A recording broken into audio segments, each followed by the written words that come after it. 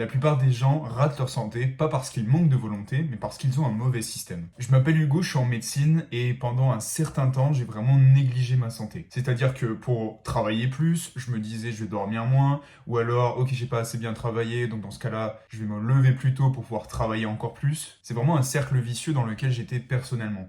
Et je commençais donc à voir la vie très négativement, j'avais du mal à pouvoir renouer avec mes amis et c'était vachement compliqué pour moi. Et aujourd'hui, j'ai envie de t'aider absolument avec ta santé parce que c'est peut-être le pilier qui fait que actuellement tu te sens vide dans ta vie. T'as pas forcément envie de te lever le matin, t'as du mal à trouver des activités qui te font plaisir, t'as du mal à trouver du bonheur dans les activités du quotidien et je te dis 100% que pour moi c'est la santé qui m'a aidé.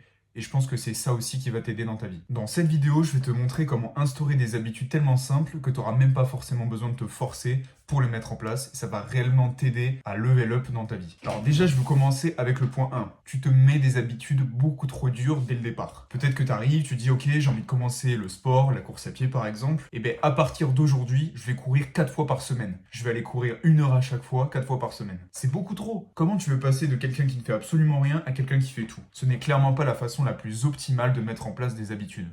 Ce que je veux que tu fasses, c'est que pour la prochaine habitude que tu as envie de mettre en place qui est bonne pour toi, tu commences petit à petit. Tu commences au niveau 1 pour arriver jusqu'au niveau 4, puis ensuite au niveau 5. Et ensuite tu continues comme ça jusqu'à ce que tu arrives effectivement à avoir une habitude stable et qui est facile à mettre en place parce que tu as été progressif dans la mise en place de ces nouvelles habitudes. Le deuxième point, c'est rendre l'environnement facilitateur pour tes habitudes. Par exemple, personnellement, j'ai été dans un groupe sportif lorsque j'avais environ 14-15 ans et j'étais pas du tout quelqu'un de sportif au début. Mais l'environnement était tellement rempli de ça qu'au fur et à mesure, j'ai commencé à moi-même instaurer des habitudes, alors qu'on me forçait pas forcément, mais juste parce que le groupe était là pour me pousser. Donc je sais, c'est pas toujours facile de trouver des gens autour de soi qui ont la même mentalité que toi et qui ont l'envie d'améliorer leur santé. Mais ce que je te propose de faire, c'est t'as un téléphone entre tes mains ou un ordinateur, tu vas dessus et tu commences à regarder que des personnes qui sont bons pour toi. C'est-à-dire, par exemple, des personnes qui ont envie de réussir dans leur vie, des personnes qui ont envie de réussir dans leur carrière, dans leur santé. Tu as plein de podcasteurs, si tu es capable de pouvoir écouter de l'anglais. T'as Andrew Huberman qui est super, t'as des mecs comme David Goggins, tu peux avoir aussi en France Nassim Saïli, Grégoire Dossier. Je te donne plein de personnes comme ça un petit peu sans réfléchir, mais en gros c'est des personnes que moi-même j'ai écoutées.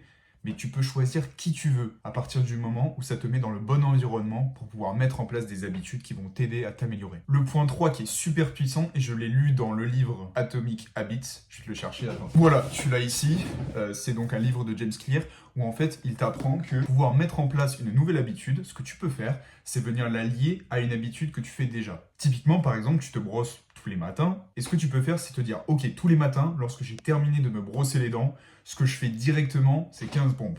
Par exemple, si tu as envie de commencer à sortir de ta sédentarité. Tu fais ça et ce sera tellement plus simple que juste se dire ok, dans la matinée, je sais pas trop quand, je vais aller faire mes 15 pompes. Non, ça permet littéralement de venir t'aider à mettre en place la nouvelle habitude. Et le quatrième point qui m'a énormément aidé personnellement, c'est avoir quelque chose à perdre. Parce que ton cerveau va être beaucoup plus motivé par ce qu'on appelle la motivation négative que par la motivation positive. Je suis pas sûr que ce soit le terme exact, mais vas-y, fais-moi confiance. Donc ça veut dire littéralement que tu es plus motivé si tu vas perdre quelque chose si tu n'agis pas, que par le fait de gagner quelque chose si tu agis. Donc pour ça, il y a plusieurs choses à faire. Le truc le plus simple, ce serait par exemple te dire que tu as une somme d'argent, tu as quelqu'un dans ton entourage à qui tu fais confiance et tu lui dis ok, si je fais pas telle habitude à tel moment pendant un certain temps, bah dans ce cas-là, tu me prends l'argent. Par contre, si j'ai effectivement réussi l'habitude, dans ce cas-là, tu me rends l'argent.